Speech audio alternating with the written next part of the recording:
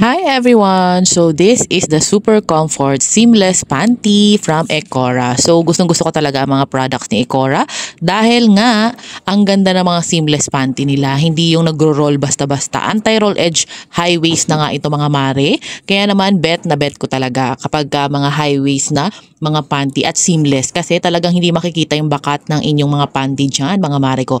This is their large. So large na ang kinuha ko, no?